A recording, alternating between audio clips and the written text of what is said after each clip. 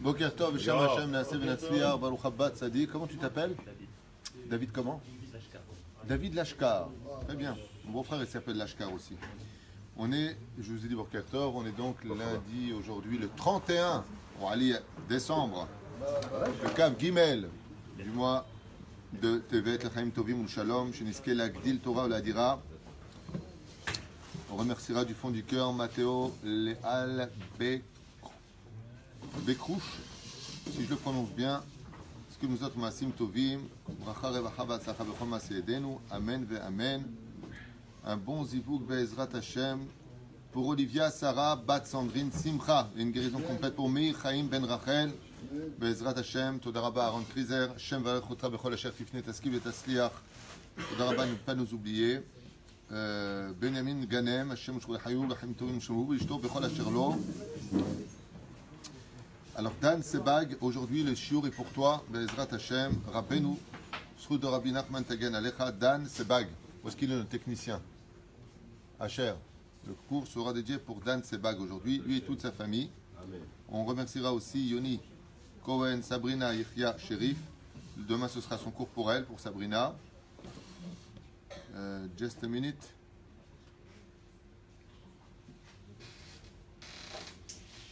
Une alia prochaine, Bezrat Hashem, pour Esther Bat Rachel. Rifouach Shlema pour Rachel Bat Esther, Esther Bat Rachel. Et Tchouva Shlema de Shlomo Ben Israël. Amen. On a juste un instant, je vois que j'oublie personne, c'est tellement important.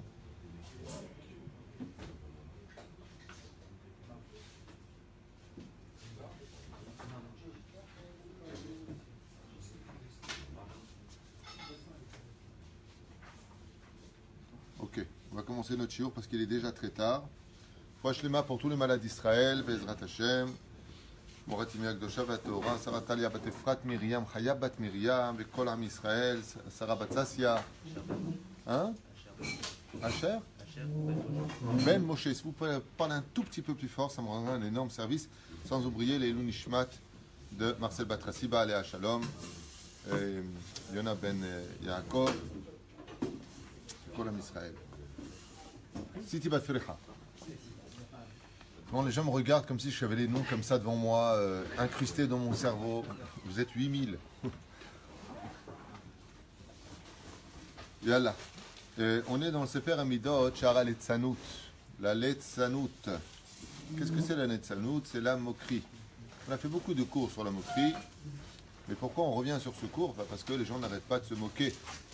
Et comme on l'a déjà expliqué, la moquerie fait perdre énormément de qualité chez l'homme. On peut tout perdre à cause de la moquerie, y compris sa parnassa.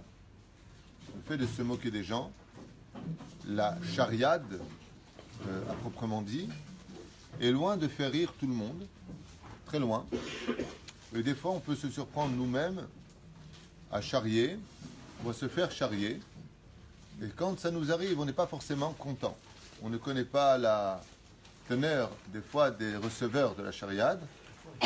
Voyons ce que nous dit le Sefer Amidot, donc le livre des vertus de Rabbi Nachman sur ce sujet-là. Al-Yedei Letzanout, celui qui est moqueur dans ce monde, et je le rappelle une fois de plus, le monde dans lequel on est un monde sérieux. La Gemara dans Baba Metzia 58 Amoud Bet nous dit que les moqueurs qui donnent des surnoms, non pas le livre que tu m'as montré, mais Baba Metzia 58, c'est marqué là-bas, En lo chelek laolam haba, et il y a marqué Yored Geinam veno leolam, il descend Geinam, pour vous dire à quel point la Torah prend les choses au sérieux. Mais Bamed Varim Amurim, de quoi est-ce qu'on parle? On ne parle pas de donner un surnom, ma biche, mon cœur, ma vie, ça n'a rien à voir avec ça. On parle des surnoms qui sont blessants. Si le Hmar, Hmar ça veut dire espèce d'âne. On parle de ces noms-là. Par exemple, ma nièce, elle s'appelle Alice. On l'a toujours appelée Connie. Ben, c'est un surnom. Alors quoi, c'est de ça qu'on parle? Non. On parle de ceux qui donnent des surnoms pour blesser l'autre. Rien à voir avec ça. Donc il n'y a pas de problème avec ça. Juste que vous sachiez un peu lire l'étude, de quoi est-ce que ça parle. Parce que souvent on comprend nous comme on veut, alors qu'en réalité, ce qui a marqué c'est l'osé. C'est là. Mais est-ce que c'est bien d'appeler quelqu'un surnom. Non. Ok. Par exemple, la femme s'appelle comme ça, mais parce que par exemple... Tous les Gdolim ont eu des surnoms. Tous. C'est qui le Chida? C'est un surnom. C'est les initiales de Rabbi David Chaim. Qui c'est le Ben Ishraï? C'est un surnom, il s'appelle Rabbi Yosef Chaim. Tous les Gdolim ont eu un surnom. Rashi, Rabbi Shlomo Yitzhaki. C'est des initiales, c'est des surnoms. Hamdat. Qui c'est le Hamdat? Un grand tzaddik qui était rempli de... Il ne faut pas rentrer dans les délires. Il est préférable, non mais que vous le sachiez, hein, que tous les Gdolim ont eu des surnoms. Les surnoms qui sont interdits sont les surnoms péjoratifs. Ça veut dire pour descendre l'autre. Ça, c'est strictement interdit. C'est-à-dire que si la personne est d'accord qu'on l'appelle comme ça... Rabbi Nachman, il dit que tu dois appeler chaque juif tzaddik. C'est-à-dire, c'est pas un surnom de tzaddik. Et si ce n'est pas un?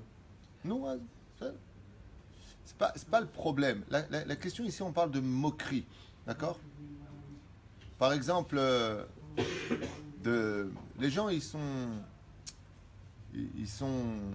Des fois, ils ont un peu d'argent, ils sont gênés, ils ne veulent pas qu'on le sache. Et t'as l'autre qui vient et qui dit, tiens, viens le blindé, il arrive. Ça, c'est péjoratif, le blindé. Ou alors le kamtsan. Ça, c'est péjoratif. De dire de quelqu'un, parce qu'il fait des mitzvot en secret, le kamtsan. Ça veut dire quoi, un kamtsan en hébreu? Un avare. Ça, c'est carrément du moti shamra. Et c'est un surnom qu'on donne. Et cette personne-là, chas v'shalom, risque de payer très très cher. Vous allez voir ce que dit Rabbi Nachman sur ça. C'est pas de la blague. C'est ces noms-là qui sont... C'est-à-dire, vous rencontrez Rabbi Meir, pas une fois il t'appelle avec ton nom. Aouvi, Nishmati, Kaprouni, Moazma. Il t'a donné tous les noms sauf le tien. Mais c'est que des noms positifs, c'est des noms d'amour, c'est des noms qui te relèvent. Vous comprenez ce que je veux dire? Rabbeinu Akadosh. C'est un surnom, il ne s'appelle pas Akadosh quand il est né. Donc faites très attention à ça, il y a une grande différence quand vous appelez vos enfants Bechiba, quand tu appelles une personne les Tova. Maintenant, c'est vrai que de l'autre côté, d'appeler une personne par un nom positif devant un tzibour, c'est très dangereux. Pourquoi? Parce que, là tu dis comme ça, Yala Hashem Atov, notre tzaddik. Et l'autre à côté fait tzaddik. Lui, c'est un tzaddik. Hop, tu viens de démarrer du Lachon Hara, du Mossi Shemra sur lui. Donc fais très attention. Quand tu l'appelles entre toi et lui, ça peut être bien, ça peut même être une force de teshuva. Pourquoi? Imaginez que la personne, elle ait fait une avéra dehors, et tu rentres à la synagogue et le rav, il te regarde comme ça, il dit tzaddik ata. Et la personne dit, waouh, s'il savait ce que j'ai fait. Comme ça, c'est marqué à propos de Aaron. Aaron, il relevait toujours les gens avec des belles paroles, comme dit Rabbi Nachman. Parce que les gens, face à eux-mêmes, quand tu viens, tu dis tzaddik ata, tu connais pas tes vraies valeurs. Le mec, juste dehors, il vient de faire du lachon hara, il vient de voler une personne, ou il a dit du mal. Il dit, waouh, quelle honte pour moi. Une fois, il y a une personne comme ça qui est venue voir l'autre et lui a dit, tu te rends compte, on m'appelle comme ça, on m'appelle comme ça, on m'appelle comme ça, que des éloges. Et sa femme qui était à côté lui a dit, c'est digne de ces éloges. Au lieu de leur dire à chaque fois, non, je ne suis pas un tzaddik, non, je ne suis pas un chassid, non, je ne suis pas un kadosh. Eh bien, deviens-le, comme ça, ils ne diront pas des bêtises. Il a dit, c'est une bonne idée. Et puis, il s'est sanctifié, il s'est renforcé. C'est bon. על ידי ליצנות יהיה לו נושים הרבה והם ימשלו בו גם נכשל בניאוף. Le fait d'avoir de la moquerie, tu te fais beaucoup d'ennemis. C'est-à-dire les gens ne t'aiment pas. Alors sachez-le, très souvent dans la moquerie ou dans la chariade, on veut plaire, on essaie de faire rire les autres. C'est-à-dire, il dit c'est exactement le contraire. Plus tu vas charrier les autres, et moins tu auras d'amis, et moins on t'aimera, dit Rabbi Nachman. L'ora que des bilvad. Hem im shilubo. Ils t'écraseront tous. Gam nirshal beni ouf. Tu n'auras pas la force de résister à la débauche. Gam ishto mosheletbo. Et ta femme te dirigera. Waouh! 4 points ici de Rabbi Nachman qui sont une bombe atomique. Celui qui est charrieur, celui qui passe son temps à donner des surnoms aux autres, qui descend les autres, celui qui se conduit comme un imbécile en 2 mots. Il se fera beaucoup d'ennemis. Il ne sera pas aimé des autres. Ses ennemis le contrôleront. Il ne résistera pas à la débauche. Et sa femme fera de lui une girouette. En 2 mots. Ce sera la poupée de sa femme. Coucher, c'est coucher. La papate, c'est la papate. Tu fais ce que je te dis, sinon je te pourris la vie. Tout ça pourquoi? Pourquoi Dieu laisse une chose pareille? Alors la personne dit, Dieu me met à l'épreuve par ma femme, alors je le prends bien. Il dit pas du tout. C'est parce que tu es un grand charrieur et tu ferais mieux d'arrêter tes chariots qui ne font rire personne. Zéperouche d'abord. Gam ishto moshelet bo. veux que ta femme elle arrête de te dire coucher la papate, arrête de charrier, dit Rabbi Nachman. Ces charriades ne sont pas marrants. Allez, dès les tzanout olech benofel. Plus un homme se moque, plus un homme charrie les autres, et plus il avancera dans la vie, et moins il réussira dans sa vie. Gam alidé midat sheker. Tu finiras par mentir. Vena vanad, mi makom le makom, et tu ne trouveras ta place dans aucun travail, ni aucun lieu où tu iras. Ni spirituel, ni matériel, tu y trouveras ta place. Tu penseras construire, mais rien qui se construira. Et Rabbi Nachman, kol za aliédé les tzanout. Tout ça à cause de tes chariades qui ne font rire personne. Ça ne veut pas dire une fois de plus que dans la vie on doit être sérieux. Celui qui est sérieux, il prend du desktop, il va aux toilettes. Ça veut dire quoi? C'est horrible d'être qu'avec quelqu'un qui est constamment... Parle pas de ça. On doit être souriant. On doit être agréable. De temps en temps, une fois tous les... une petite chariade. Surtout quand tu es tunisien. On aime bien nous charrier. Mais attention, pas aux dépens des autres. Vous ne pouvez pas savoir, je vous dis franchement, le nombre de personnes, Bémet, c'est incroyable, le nombre de personnes qui sont venues me voir en privé, me dire combien ils étaient vexés des chariades des uns et des autres. On n'avait même pas notion. Même moi, ça peut m'arriver. Des fois, j'essaie de mettre un peu d'humour, car cette ambiance ici, dans Ohel Moshe, elle est tellement agréable, que ce soit Tedvav ou ici, c'est une ambiance très familiale, très conviviale. Alors tu as une proximité avec chacun, où des fois, tu peux t'oublier, tu peux... Eh bien, malgré tout, tu peux toucher une personne, faire très, très attention à cela. Le mieux, c'est de rester à sa place. Ça ne veut pas dire qu'il ne faut pas être agréable. Il ne faut pas... fais attention à ce que tu dis. Fais attention à ce que tu sors de ta bouche, parce que tu es pogem bacheni. Allez, des Hanoufa. Hein? De l'ironie et de l'humour. Qu'est-ce qu'il en pense? L'ironie et de l'humour, je pense que l'humour est très important dans la vie d'un juif. Je pense qu'un juif qui n'a pas d'humour, c'est pas un juif. Qu'est-ce qu'il en parle? Il dit que la simcha est très importante, donner la simcha aux autres est très important, de faire sourire les gens. Il dit comme Rabbi Nachman prétend que dans le judaïsme, si toute ta Torah ne donne pas le sourire aux autres, c'est pas de la Torah que t'as, c'est de la mort. Il est contre cette Torah de Gehinam. Pourtant, il utilise lui-même le mot Rachamana Litzlan et tout ça. Mais il ne veut pas une Torah d'angoisse. Même si je vous dis franchement, pour ceux qui étudient vraiment Rabbi Nachman, il ne met pas tout le temps les gants. Hein. Il dit bien des choses qui sont waouh.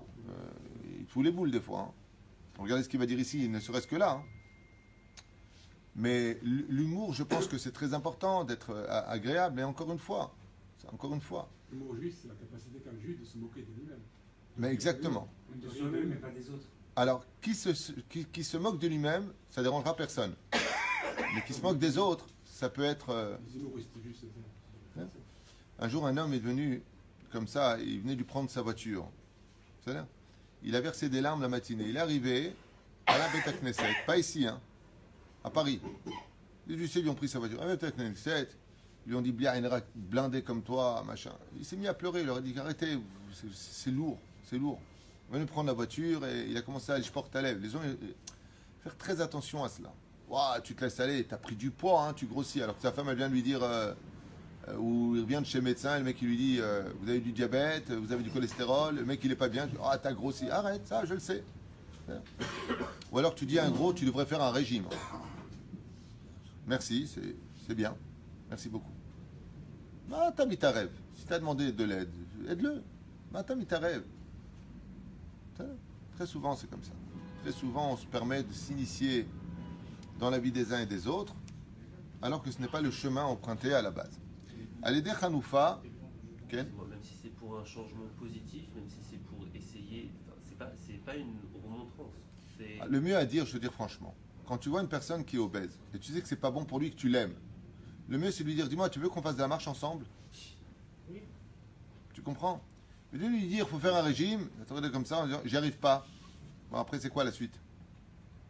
Moi, j'ai un copain ici, chaque fois qu'il fait des régimes, laisse tomber. Pourquoi? Il perd 10 kilos, il en reprend 20. Je dis, arrête, chaque fois que tu fais un régime, c'est pour en prendre plus. Le mieux, Bezrat Hashem, je dis, va à la piscine, fais du sport, bouge, fais attention. Au contraire, va nitzodek ou l'eau. Tzodek, Gulma. Mais ça, dès qu'on va faire des régimes. Mais quand tu vas étudier une personne qui est très très mal, elle vient de mettre son pantalon, ça se ferme pas du tout, il manque 15 cm. Il est arrivé à Beit Knesset, il est venu avec un saroual, parce que c'est un ancien saroual, il n'est pas beau du tout, on dirait un pyjama. Dis-moi, tu viens en pyjama à la synagogue? T'as mis ta rêve. Tu sais pas ce qui vient de se passer à la maison. Il a eu les boules, il a même pas voulu envie, il n'avait pas envie de venir à la synagogue. Sa femme lui dit, vas-y quand même. Ouais, mais regarde, je vais mettre un survêtement, on dirait un pyjama, et puis il est pas d'une belle couleur. Le mec, il rentre. Ou pire encore, vous savez, je vais vous dire quelque chose que j'ai déjà dit plein de fois.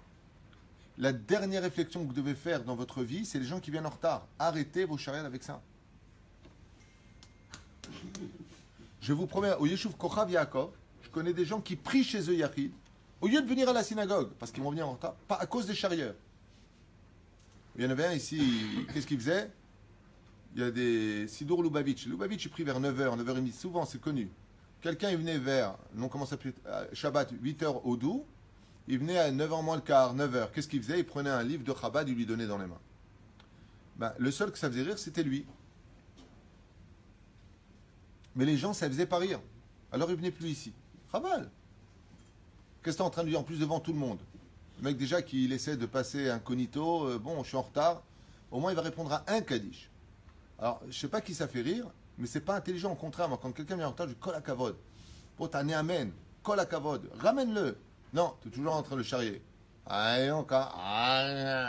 Ça fait rire personne. Ton truc, il vient de gêner la personne, tout le monde regarde, lui, il sait qu'il est en retard. Tu sais ce qu'il fait la prochaine fois? Il va prier chez lui à cause de toi. Et tout ce qu'il a raté, c'est pour toi. Et après, tu te demandes dans la vie, mais qu'est-ce que j'ai fait à Dieu pour que ça n'aille pas? Mais t'arrêtes pas de charrier. C'est pas marrant. Arrête cette bêtise. Jusqu'à ce que j'ai demandé à la personne qui n'arrêtait pas de donner les sidourim d'arrêter. Minashamaim, Minashamaim. Lui qui venait jamais en retard, depuis ça, il vient tout le temps en retard. Regardez comment les choses, lui, il a de l'humour. Lui, il a de l'humour, Hachem. Depuis que le mec, il a arrêté ses bêtises, c'est lui maintenant qui vient tout le temps en retard. Hein? Qu'est-ce qu'il est venu me dire? Il m'a dit, bah, tu peux me donner un sidor de Chabad, hein, j'ai pas de problème. Hein. C'est normal, dans la lourdeur, c'est comme les toilettes, dans ton odeur, on se complaît. C'est pas intelligent. Au contraire, les gens, ils rentrent, ils aiment pas. C'était Chabad et Tabriot. Top, on avance. Allez, des Hanoufa, celui qui fait de la lèche aux autres, c'est-à-dire tout le temps en train d'être le meilleur, t'es le plus beau, tu peux être certain que celui-là, c'est un moqueur en réalité et qu'il n'a pas de personnalité. Vous savez que la moquerie, ça vient d'un complexe d'infériorité et d'un manque de personnalité.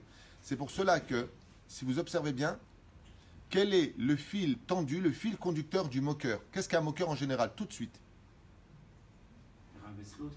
Oui, ça, c'est le moqueur. Mais qu'est-ce qu'un moqueur? Qu'est-ce qui relie directement un moqueur? Quand tu vois une personne qui est moqueur, automatiquement, il est bagarreur. Un moqueur et bagarreur? Absolument. Un moqueur, en général, je parle des charrieurs, ceux qui charrient tout le temps, tu vois pas la tronche que tu as, tu vois pas. Ce sont des gens qui, en 2 secondes, s'enflamment pour le combat. Pourquoi? Ils n'ont tellement pas de personnalité qu'ils ne savent ou que descendre les gens ou que frapper les gens. Ce sont des gens qui ont un problème de personnalité.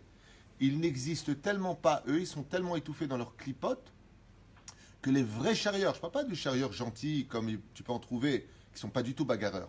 Je parle vraiment du charrieur qui passe son temps à critiquer celui-là, vraiment critiquer celui-là. Tu vois pas celui-là ce qu'il est. Là, ce sont des gens qui peuvent passer très vite de l'état de soi-disant gentil à l'état de très agressif. C'est Dvarim Yedouim. Ben oui, c'est vrai. Non, mais c'est vrai que quand je pense à des gens qui sont bagarreurs, c'est vrai que. Non, c'est vrai. Allez, dès les tzanout, ba et sourim. Une personne qui voit des épreuves qui ne cessent de s'abattre dans sa vie, qu'il sache que c'est à cause de ces moqueries qui ont blessé des gens qui ne lui ont pas pardonné. Qu'il cesse. Et je peux vous dire une chose, personnellement, je connais des gens qui n'invitent plus leurs amis, hein, parce qu'ils se sont fait charrier et ils me l'ont dit de leur bouche. Je ne l'invite plus parce que j'en ai ras-le-bol de ces charriades. Ad kedekar.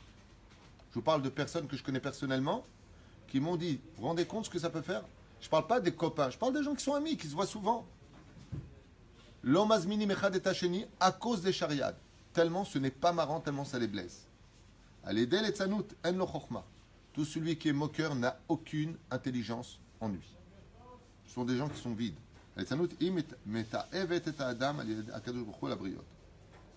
La moquerie dégoûte l'homme et finit par l'éloigner aussi bien des hommes que de Dieu lui-même.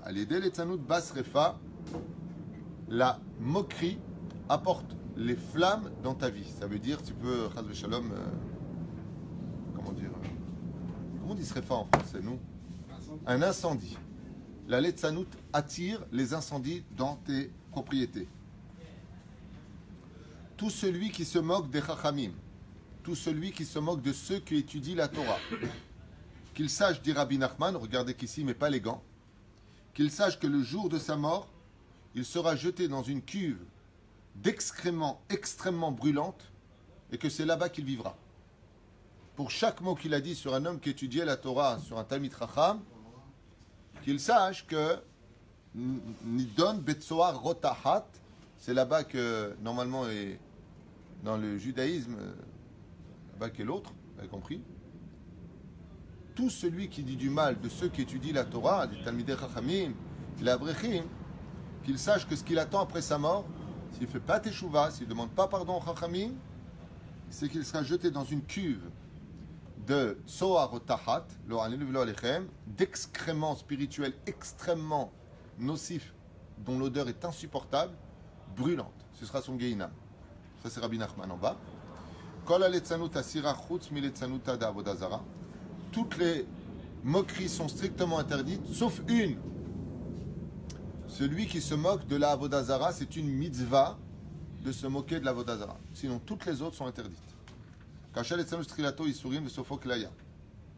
Celui qui est moqueur, qu'il sache que toute sa vie sera remplie de souffrances, qu'il ne trouvera jamais le repos, jamais de shalom dans sa vie. Vesofo klaya. Et à la fin de sa vie, il mourra, il sera déchu, tombera très bas. Amitlot 7. Et pour finir, tout celui qui se moque dans ce monde, Mezonotav mit ma'atin, il verra ses finances descendre, venofel begehinam. Il descendra au Gehinam. Vous voyez qu'il ne met pas les gants, hein, je vous l'ai dit. Umevi klaya la olam.